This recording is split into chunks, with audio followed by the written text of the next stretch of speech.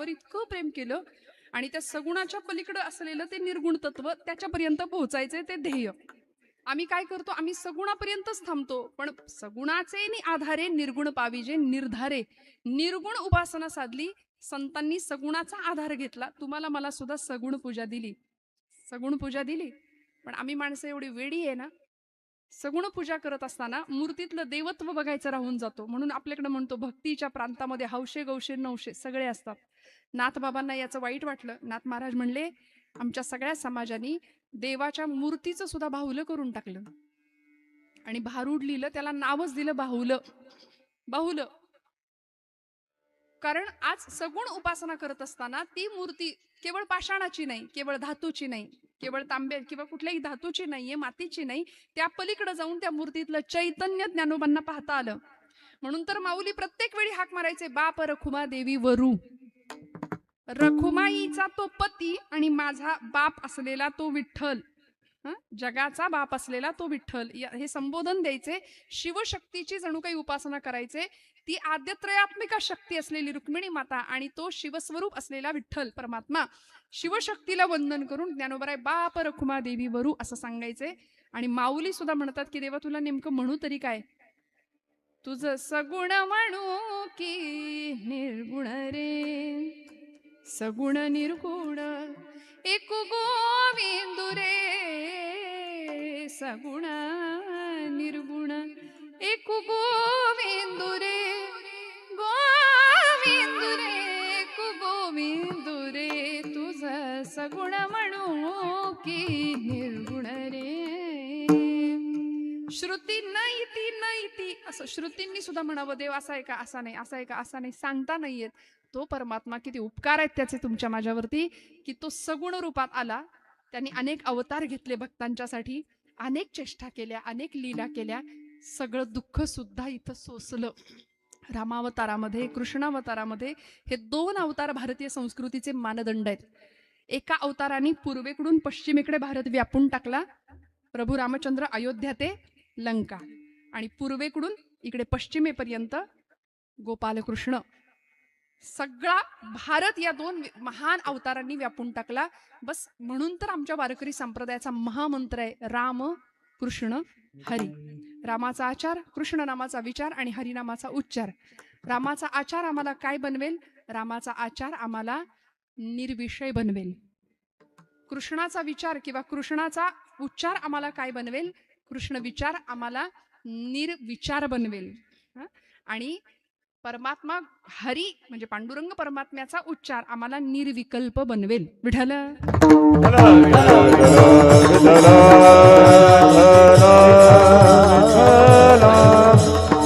निर्विषय, निर्विचार आणि निर्विकल्प या स्थितीला जर पोहोचायचं असेल तर भगवंतातलं आणि आपल्यातलं सख्यत्व किंवा ते अभेदत्व काय आहे ते जाणून घ्यायचं असेल तर ज्ञानोबरायांच्या वाटेनं थोडंसं जावं लागेल. माऊलींनी विरहिणी प्रकरणातले अनेक अभंग लिहिले. विरहिणी म्हणजे काय, विरहिणी म्हणजे विरह, भगवंताच्या विषयीच्या प्रेमाचा असलेला विरह. आपली प्रिय गोष्ट आपल्यापासून दूर गेली की आपल्याला त्रास होतो, पण प्रपंचातला विरह काही कामाचा नाही. ती सगळी माणसं आपल्या जवळ येतात ती स्वार्थासाठीच येतात. म्हणून मी नेहमी एक विधान करेल, भाव आणि प्रेम हे दोन शब्द प्रपंचासाठी किंवा जीवासाठी वापरायचेच नाहीयेत. माझं तुझ्यावर खूप प्रेम आहे हे म्हणणं फार सोपं आहे, पण प्रेमाच्या अवस्था ज्ञानोबरायांना विचारा काय असतात. प्रेमाची अवस्था मीराबाईला विचारा, प्रेमाची अवस्था आमच्या राधाराणीला विचारा काय असते. त्यामुळे हे आता जे आपण ज्याला समजतो तसलं प्रेम ज्ञानोबरायांना अपेक्षित नाही. त्यामुळे जीवाच्या पातळीवर प्रेम भाव हे शब्द लागूच पडत नाही. हे भाव फक्त परमात्म्याच्या प्रती ज्ञानोबराय वापरतात. आणि माऊलींचं परमात्म्याप्रती असलेलं प्रेम ते ऐक्यत्व ज्ञानोबराय विरहिणीतनं व्यक्त करतात. विरहिणी म्हणजेच साधनेच्या एका उच्च टप्प्यावर पोहोचलेला असा एक साधक असतो की ज्याला प्रपंच आहे पण तरी सुद्धा देवा फक्त तूच माझा, माझं कुणीच नाही हे म्हणण्याचं धाडस असतं. ती विरहिणी असते किंवा तिला विराणी किंवा वीरराणी, विहारिणी असे अनेक शब्द आहेत. ज्ञानोबरायांनी खूप सुंदर विहारिणी, खूप सुंदर विराण्या लिहिल्या. तुकोबरायांनी पण लिहिल्या. भेटी लागी जीवा लागली से आस, पडिले दूर देशी, मज आठवे मानसी, मज आठवे मानसी. देवासाठी रडणं जमतं की आपल्याला, खरं सांगा मला, इथं बसलेली आमची महिला वर्ग, पितृवर्ग वर्ग, बंधू वर्ग, मी विचारते आपल्याला, आपण कधीतरी देवासाठी रडलोय का? देवाला पाहिल्यावर डोळ्यात पाणी आलंय का? देवाच्या आठवणींनी डोळ्यात पाणी आलंय का? आपण देवासाठी नाही, आपण प्रपंचासाठी रडतो किंवा प्रपंचामुळे रडतो. सून सासूसाठी नाही, पण सासूमुळे रडते, नाही का? घरात चालूच आहे, प्रपंच रडवणारच आहे आम्हाला, प्रपंच रडवतोच. प्रपंचाचं ते वैशिष्ट्यच आहे, तो दुःखाचा सागरच आहे, तिथं सगळं दुःखच आहे. पण सुखरूपी असलेला परमात्मा, त्या सुखाची आस संतांना लागली आणि त्या सुखतत्वापर्यंत, त्या सुखापर्यंत, निर्विषय असलेल्या आनंदापर्यंत संत जाऊन पोहोचले. कारण एकच ओढ होती, एकच ओढ, विठ्ठल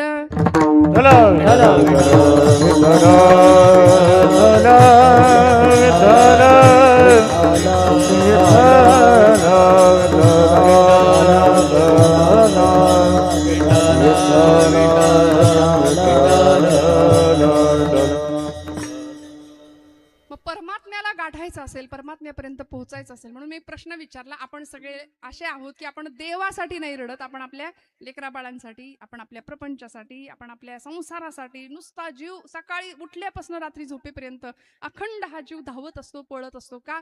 सुख मिळावं म्हणून. आणि सुख नाही मिळाले की झालं, दुःखाला कारण ठरला हा जीव. अखंड रडतोय प्रपंचासाठी, पण देवासाठी नाही. नामदेव महाराज देवासाठी रडले. तू सोडून मला दुसरं काहीच नको. या अवस्थेला गेलेली ती विरहिणी, ती एखादी गवळण, ती एखादी गोपी भगवंतावर निस्सीम प्रेम करते आणि ती विरहिणी म्हणते. मीराबाईंचं धाडस केवढं मोठं आहे बघा. आपण काय म्हणतो? नवरा माझा, मुलगा माझा, घर माझं, दार माझं, प्रपंच माझा, सगळं माझं. तसा देवा तू सुद्धा माझा. पण ही लबाडी आहे. असं नाही. मीराबाई म्हणतात, मेरे तो गिरीधर गोपाल, दुसरा न कोई. हे म्हणायला धाडस लागतं, हे म्हणायला धाडस लागतं. आणि ज्ञानोबरायांसारख्या पुरुष संत आहेत, पण सगळ्या जगाने ज्ञानोबरायांना काय म्हटलं? माऊली म्हटलं. विश्व माऊली ठरल्या, सगळ्या संतांना मान्य ठरल्या. 750वा जयंती महोत्सव ज्ञानोबरायांचा. इतकं अलौकिक विभूतिमत्व या महाराष्ट्राच्या मातीला लाभलं, हे भाग्य आहे आमचं. आणि आमचं अजून एक भाग्य आहे की आम्ही ज्ञानोबा तुकोबरायांच्या नंतर जन्माला आलो. किती आनंद आहे बघा. माऊलींच्या तुकोबरायांच्या वाटेवर आम्ही चालतो. इथं जर शंका आली ना मनात, तर आमच्यासारखे करंटे आम्ही आहे, आमच्यासारखे करंटे आम्ही आहे. आज आमचा सगळा सबंध वारकरी संप्रदाय, सगळा समाज वारीला जातो. का? कारण भगवंत आपलाय, त्याच्याविषयी प्रेम आहे, आवड आहे, हे माहिती आहे. वारीला जाणाऱ्या एखाद्या वारकऱ्याला, आज अलीकडे वारीमध्ये मी मग अशी म्हटलं तसं हौशे नवशे गवशे सगळीकडे असतात भक्तीच्या संप्रदायामध्ये, भक्ती पंथामध्ये. अनेक रील करणारी आता तरुण मंडळी बरीचशी दिसली यंदा. तर त्यांनी एका वारकऱ्याला प्रश्न विचारला. एक 70-75चे बाबा होते. त्यांना प्रश्न विचारला, बाबा किती वर्ष झालं वारी करताय? आणि ते बाबा वयस्कर होते, त्यांनी त्यांच्या नातवाला खांद्यावर घेतलं होतं. त्या तरुण पोरांनी मोबाईल असा धरला त्यांच्या समोर आणि सांगितलं, बाबा बोला. क्रेज आहे सध्या या गोष्टीची, सोशल मीडिया आहे सध्या. आम्हाला रील मध्ये आमचं स्क्रोलिंग मध्येच इतका वेळ जातो, आमचं आम्हाला कळत नाही. बरोबर आहे की नाही महिला वर्ग? मी निंदा नाही करत आहे कुणाची, याला कुणीच अपवाद नाही, तो आमच्या शरीराचाच एक अवयव होऊन बसलाय. पण त्यांनी त्या बाबांना प्रश्न विचारला. म्हणले, बाबा किती वर्ष वारी करताय? ते म्हातारा बाबा म्हणले, लेकरा आठवत नाही नेमकं, पण खरं सांगू का, माझा नातू माझ्या खांद्यावर जसा बसलाय तसा मी माझ्या आजाच्या खांद्यावर बसून यायचो, तेव्हापासून वारी करतोय. हे उत्तर मिळालं. कारण पूर्वीच्या लोकांचं गणित असंच ना, आता सालन सनावळ्या कुठे लक्षात ठेवायच्या? बाबा तेव्हापासून मी वारी करतोय, मला आठवतही नाही साल, पण मी तेव्हापासून वारीची परंपरा निभावतो, करतो. त्या पोराने प्रश्न विचारला, बाबा एवढे वर्ष वारी करताय, पण देव भेटला का? इथं भेटलाय का कुणाला? खरं सांगा ना, देव भेटलाय? देव दिसलाय? देवाला बघणं इतकं सोपं आहे का हो? आम्ही सहज अपेक्षा करतो. मी बऱ्याचदा एक वाक्य उच्चारते, अर्थाचा परमार्थ आपल्याला लवकर करतो. नाही कळलं? अर्थाचा परमार्थ आपल्याला लवकर कळतो, परमार्थाचा अर्थ कळायला वेळ लागतो. विठ्ठल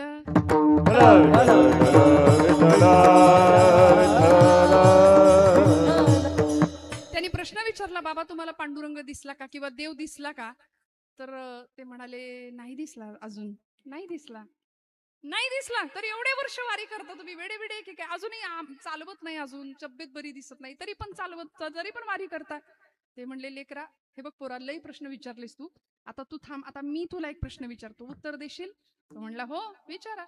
आणि त्यांनी प्रश्न विचारला. म्हणले, बघ तुमच्या घरी कुत्रा पाळता का तुम्ही? तो म्हणला, हा कुत्रा पाळतो आणि आम्ही शहरातली माणसं आमच्या बेडरूम मध्ये सुद्धा कुत्रा जातो, म्हणजे आमच्या घरात फ्लॅट मध्ये सगळीकडे असतो तो कुत्रा. म्हणले हाच तर फरक आहे लेकरा.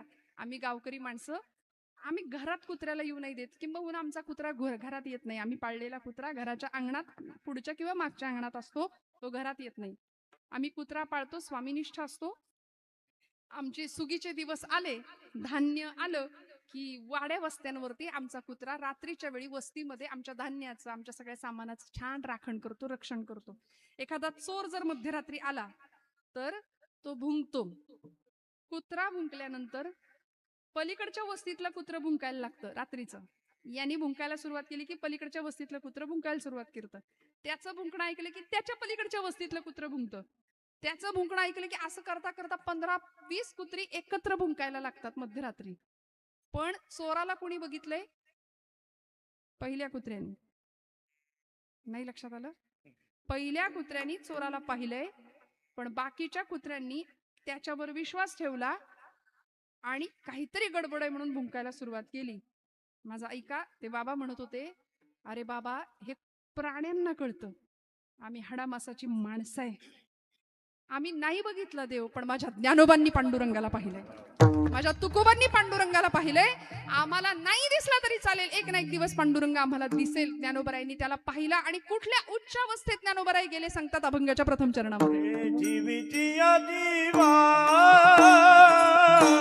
प्रेम भावाची भावा, प्रेम भावाची भावा, जीविती जीवा प्रेम भावाची भावा, भावाची भावा, जीविती जीवा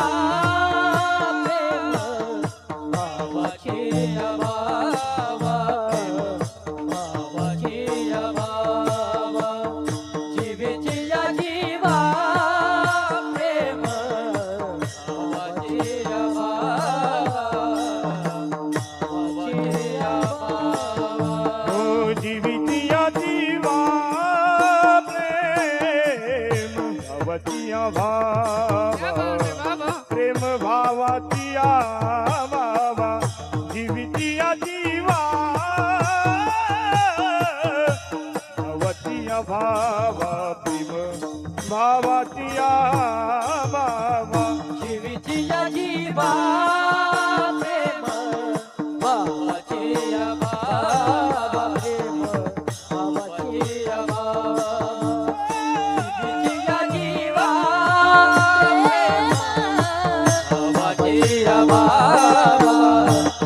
भावाची तुझ वाचनी केशवा नावडे, तुझ वाचनी केशवा नावडे, दिवे अनुसरलिये अजून कान अजून कान, दिवे अनुसरलिये अजून कान अजून कान, तुझ वाचोनी केशवा नावडे, तुझ वाचोनी केशवा नावडे, दिवे अनुसरलिये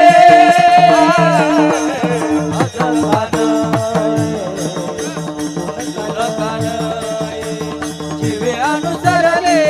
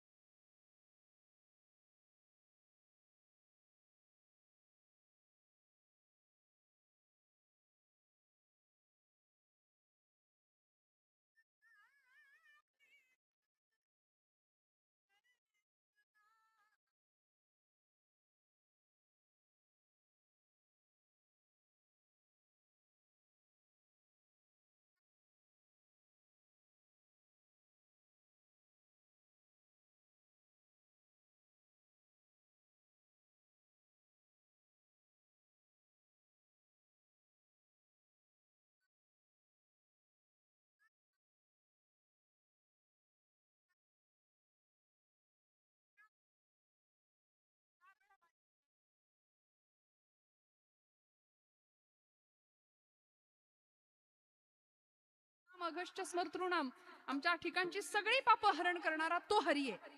त्याचा उच्चार करणं, तो जीवाचा जीव आहे ज्ञानोबराय सांगतात. त्याच्याविषयी आवड निर्माण व्हायला लागते. देवाची आवड. काल आपण अभंग ऐकला, मला वाटते, आवडीने भावे हरिनाम घेसी, तुझी चिंता त्यासी सर्व आहे.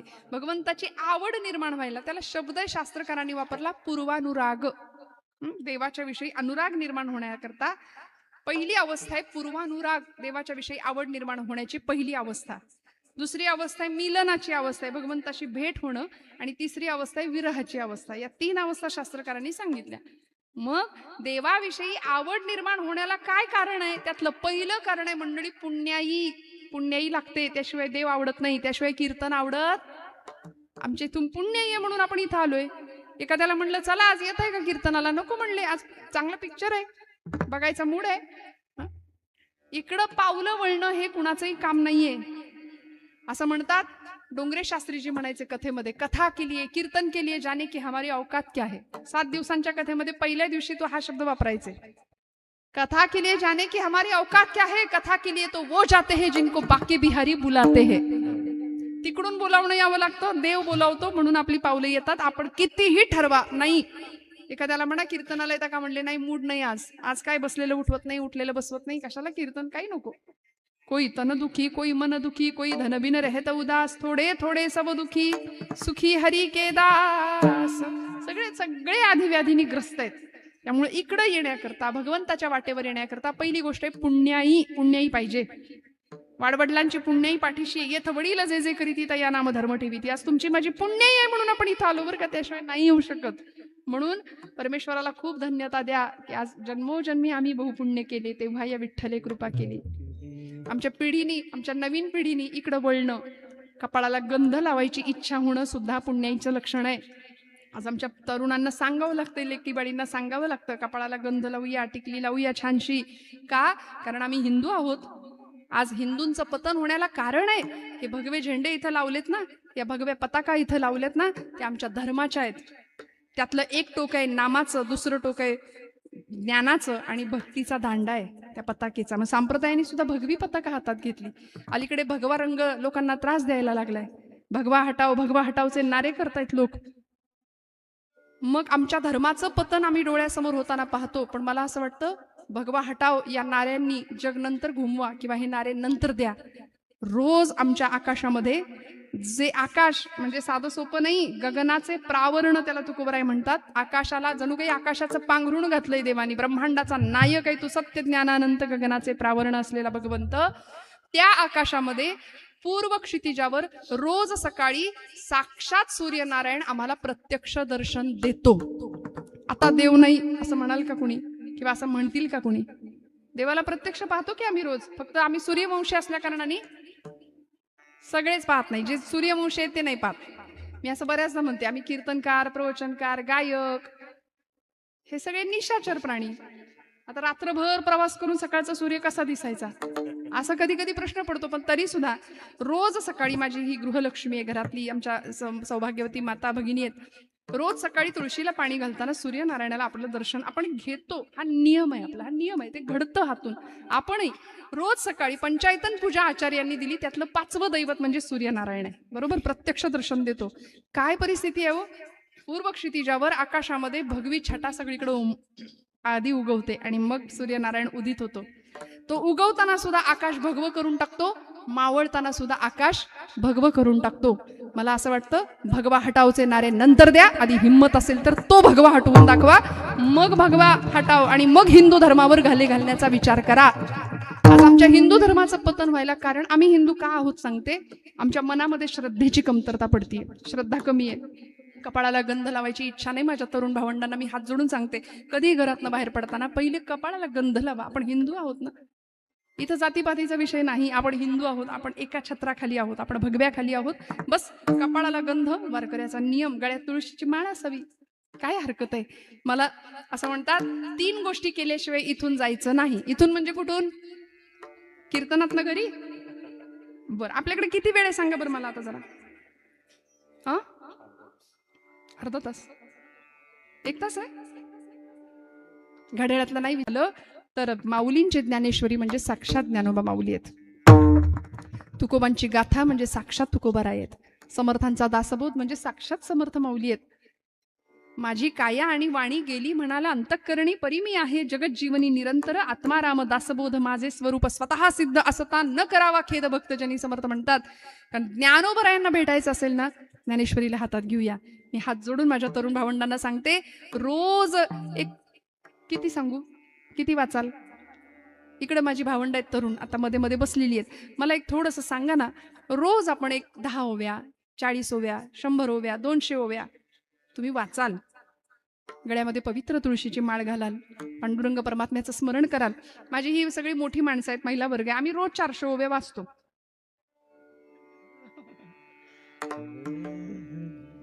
100 20 नाही, इकडे किती ओव्या रोज ज्ञानेश्वरीच्या वाचता? 5. एकतरी ओवी अनुभवावी, एकतरी ओवी अनुभवावी, एकतरी ओवी अनुभवावे, एकतरी ओवी अनुभवावे. रामा म्हणे नंत ज्ञानेश्वरी, रामा म्हणे नंत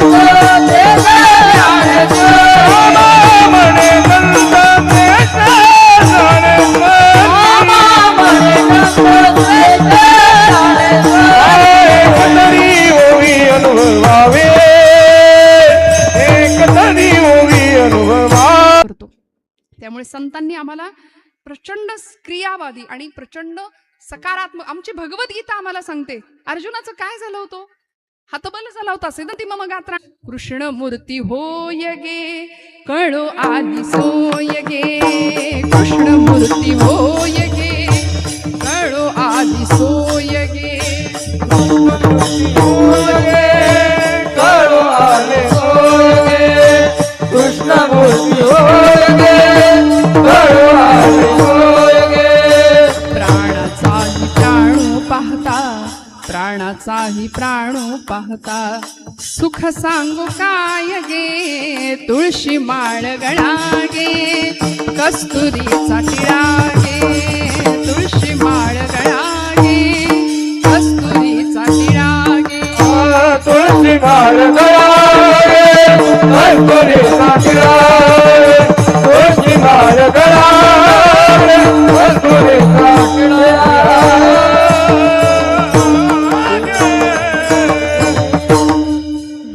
कृपेची माय गे, ओळखिली विठाई गे, एका जनार्दनी विठो जोडियले पाय गे, तुळशी माळ गळा गे, कस्तुरीचा टिळा गे, तुळशी माळ गळा गे.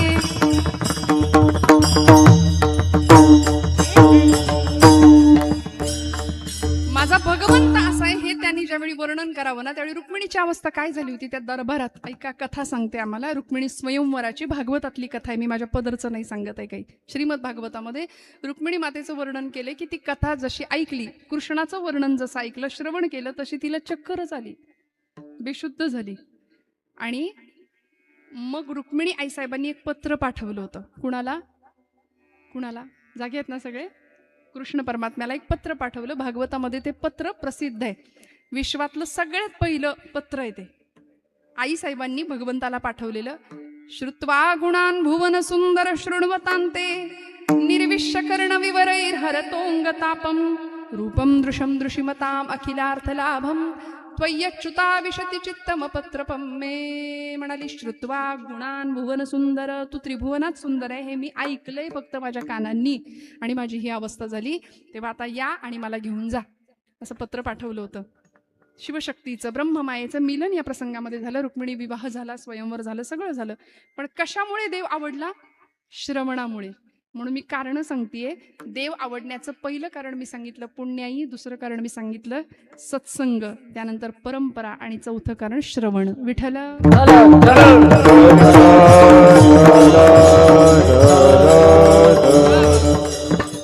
किती भूल पडायची. गवळणींची अवस्था काय होती? तो जीवाचा जीव होता. कसली जीवाला भूल पडे कसली, जीवाला भूल पडे कसली म्हणे. जीवाला भूल पडे कसली, जीवाला भूल पडे. हरीच्या मुरलीवर जीव जणे, हरीच्या मुरलीवर जीव जणे कसली, जीवाला भूल पडे कसली, जीवाला भूल पडे. हरिता मुरलीवर जीव जणे, हरिता मुरलीवर जीव जणे कसली, जीवाला भूल पडे कसली, जीवाला भूल पडे.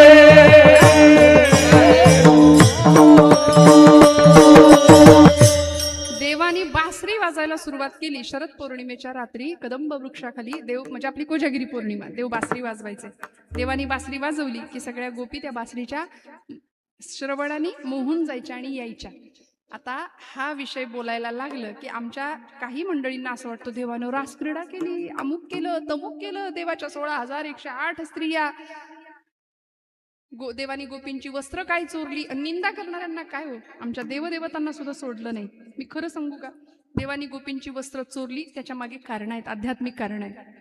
देवानी लोणी चोरलं त्याच्या मागे कारण आहे, राजकारण आहे, आध्यात्मिक कारण आहे. कारण हे सगळं लोणी दही दूध मथुरेला जात होतं, ते जर तिकडंच जात राहिलं आणि तिथल्या लोकांनी सतत खाऊन खाऊन खाऊन तिथली पोरं जाड झाली आणि पुढे जाऊन आमच्या डोक्याला जड झाली, तर ते काही उपयोगाचं नव्हतं. म्हणून देवानी इथंच लोणी चोरायचं आणि इथल्याच लोकांना मिळालं पाहिजे हा भाव त्यामागचा.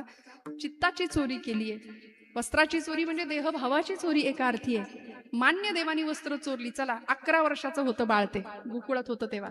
11व्या वर्षी गोकुळ सोडलंय. 11 वर्ष 4.5 महिने देव गोकुळात राहिले, गोकुळातनं निघून गेले. त्या लीला होत्या, खोड्या होत्या केलेल्या.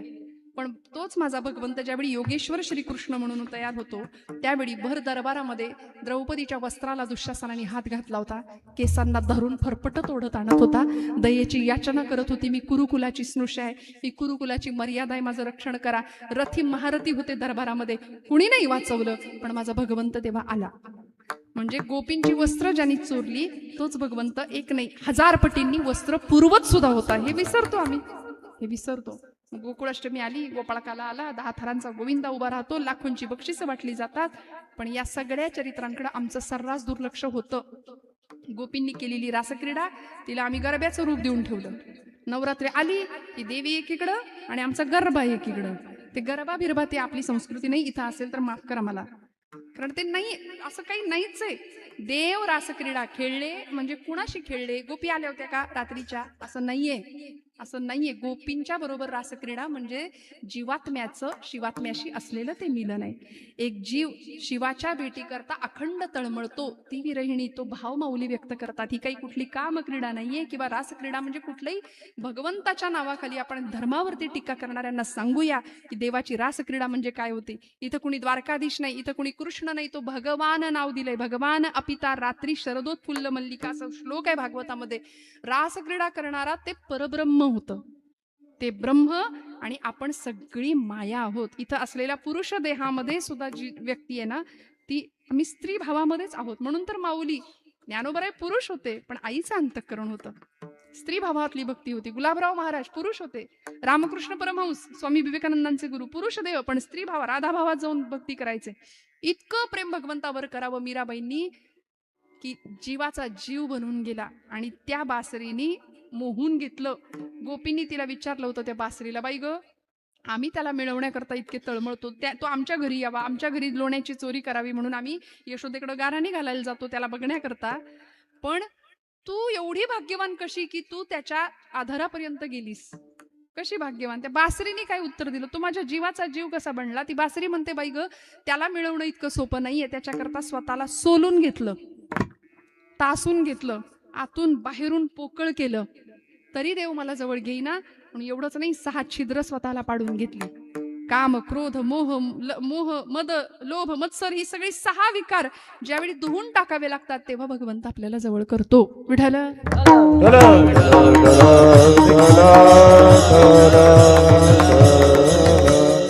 आणि मग भगवंताला जवळ केल्यानंतर देव सुद्धा भक्तासाठी रडतो. अशा वेळी जीवीची या जीवा प्रेम भावाची या भावा तुझं वाचुनी केशवा अनुनावडे.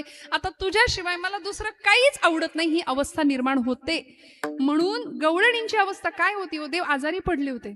ज्यावेळी गोकुळ सोडून गेले, द्वारका स्थापन केली, मथुरेत राहिलं, कंसाचा वध वगैरे सगळं झालं आणि देव गेले द्वारकेमध्ये, पश्चिम सागरावर द्वारका स्थापन केली. द्वारका स्थापन केली त्यावेळी सोन्याची नगरी होती. द्वारकेत भगवंत राहिलेत, पण देवाला गोकुळची सतत आठवण यायची आणि देव रडायचे गोपींच्या आठवणीने.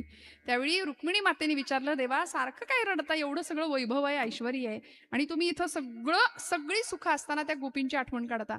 गोपींची निंदा केली तर देवाला त्रास होतो, त्रास व्हायचा. देवाला ताप आला आठवणीने, गोपींच्या आठवणीने देवाला ताप आला. ताप आल्याबरोबर सगळी औषधं शोधायला सुरुवात झाली. कुठंच कुठलं औषध मिळेना. देवर्षी नारद आमच्या या भक्तीचे आचार्य, आमच्या या गादीचे मालक. आता नारद पुराणात प्रत्येक ठिकाणी होतेच. नारदांनी भलं केलं, संत आहेत ते, साधू आहेत, सत्पुरुष आहेत. दैत्यांचंही कल्याण झालं, देवांचंही कल्याण झालं. देवर्षींचं नाव काढलं. आमचे कीर्तनकार, प्रवचनकार बऱ्याचदा नारद म्हटलं की काय म्हणतात, म्हणजे असा एखादा आग लावणारा, कळ लावणारा एखादा समाजात आमच्यापैकी कुणी असेल तर आपण म्हणतो, आला बघा कळीचा. तसं म्हणू नका हो, तसं म्हणू नये. कारण नारद हे भक्तीचे आचार्य आहे. 84 सूत्र लिहिली आहेत त्यांनी. साधं सुद्धा काम नाही. देवांच्याकडे नाही, दैत्यांकडे पण त्यांचा सत्कार असायचा, त्यांना मान होता. दैत्यांनी सुद्धा त्यांची पूजा केली आहे.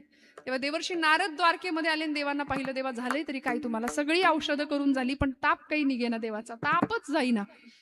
भगवंत म्हणले, नारदा, ज्या व्यक्तीचं माझ्यावर खरं भक्तीचं अंतःकरणाचं प्रेम आहे त्या व्यक्तीच्या पायाची धूळ माझ्या अंगाला लावायची, माझा ताप निघून जाणार आहे. नारद म्हणले, देवा एवढंच ना, सगळं जग प्रेम करतं तुमच्यावर, मी आत्ता नाही. ज्ञानोबराय सांगतात, मला त्याचा लळा लागला, त्याच्या चैतन्याची माझा जीव जडला, तो माझ्या जीवाचा जीव आहे. मग आता ज्ञानोबरायांना जर ती अनुभूती येते तर आपल्या सगळ्यांना आल्याशिवाय राहणार नाही. कारण भजन हा आपला स्वभाव आहे. आम्ही करत नाही ही गोष्ट वेगळी आहे, पण आम्ही जेव्हा भजन करतो ना तेव्हा आतला भगवंत आम्हाला खुणावतो. आपल्या सगळ्यांच्या आतमध्ये भगवंत आहे ना, आहे. म्हणून आपण एकमेकांना काय म्हणतो, राम राम. हाय हॅलोची संस्कृतीच नाही आपली. इथून पुढे सॉरी, हाय हॅलो हे बंद. राम राम, रामकृष्ण हरी, ओम नमः शिवाय, राधे राधे. छान आहे ना, आनंद आहे. मग या सगळ्यातून आमच्या अंतःकरणातल्या देवाला आम्ही बोलवतो. आमच्या बोलण्याने दुसऱ्याच्या हृदयातला विठ्ठल डोलला पाहिजे असं आमचं बोलणं असलं पाहिजे. पण आम्ही नाही बोलत. दिवसभर नको त्या शब्दांनी आमची वाणी आम्ही खराब करतो. मया नर्तिता लोक निंदा सुजीव असं म्हटलंय. दिवसभर जीव आम्ही नको त्या गोष्टींसाठी खर्च करतो, वाणी खर्च करतो आणि परिणाम आयुष्याचं स्वतः नुकसान करून घेतो. कशाला दुसऱ्यांचं दुःख, कशाला दुसऱ्यांना दुखवायचं शब्दांनी? मला सांगा.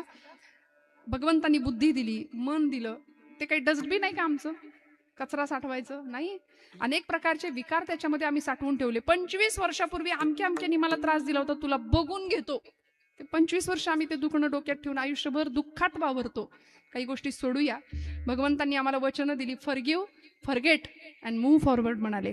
काही गोष्टी विसरून जा, क्षमा करायला शिकूया आणि पुढे चालत राहूया. भगवंताला जर पाहिलं, त्याचं चरित्र ऐकलं ना, तर आम्हाला हे जीवन सुरळीत आहे, छान आहे, याचा अनुभव आल्याशिवाय राहणार नाही. देव आतमध्ये आहे याची अनुभूती घ्यायची असेल तर मग अशी मी एक वाक्य बोलले होते, देहासाठी भोजन आणि मनाच्या तृप्तीसाठी भजन. विठोबा, हा हा, टाळी टाळी, सगळ्यांचा आवाज. विठोबा रखुमाई, विठोबार कुमाई, विठोबार कुमाई,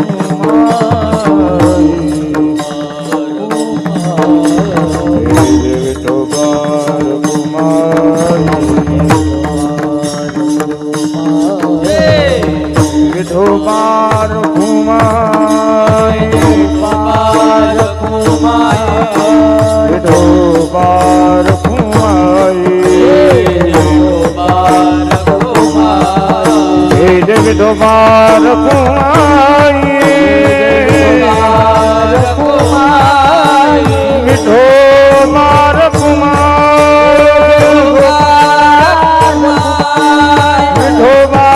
कुमाई, विठोबार कुमाई.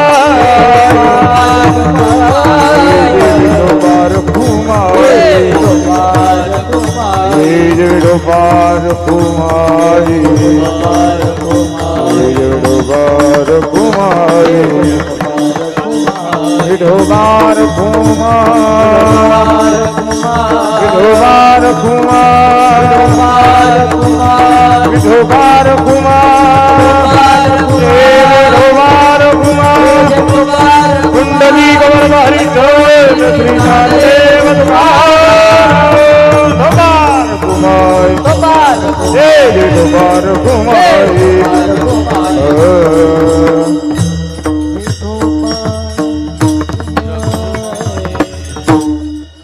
जय विठ्ठल झाल्यावरच करूया, चालेल ना?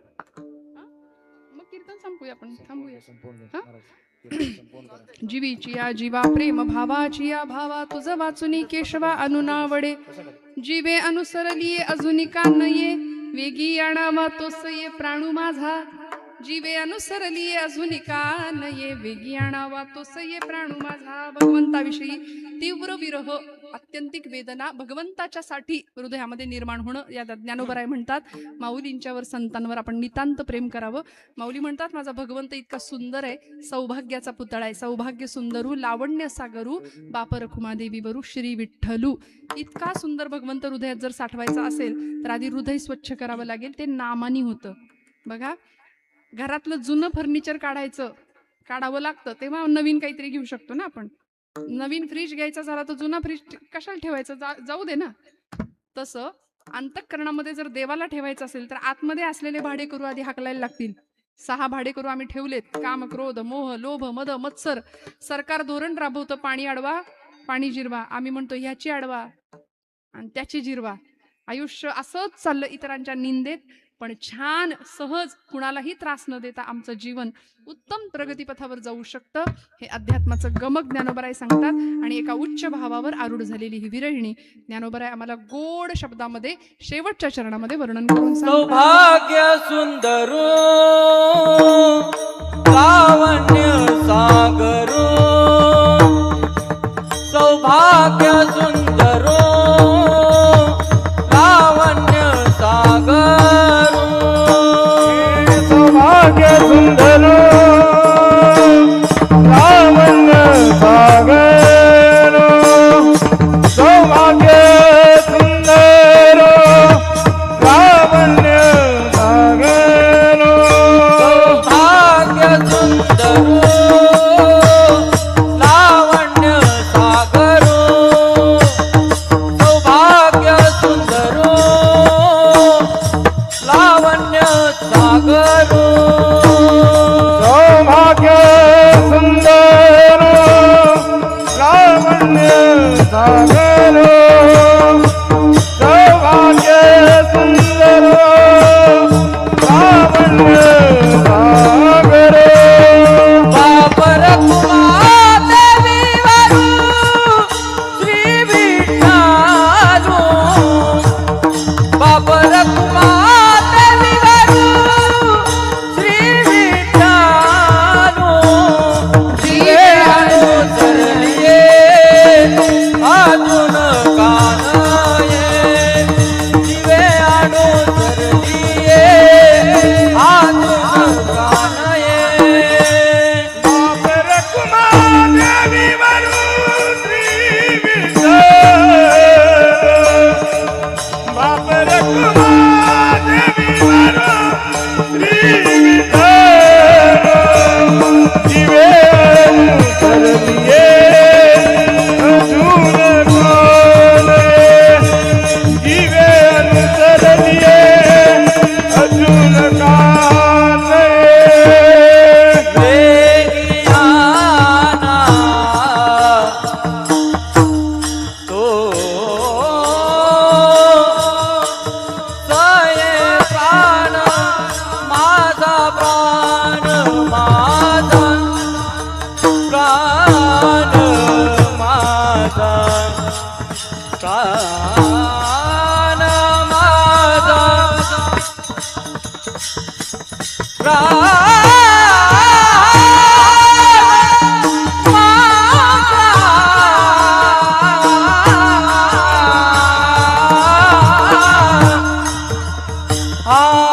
रे ना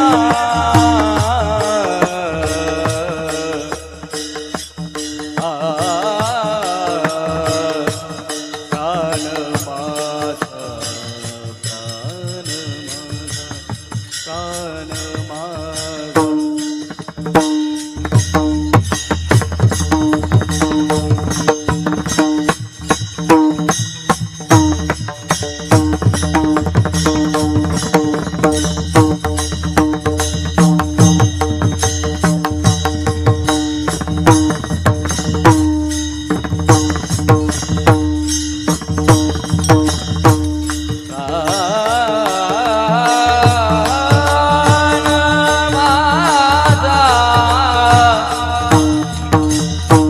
प्राण माझा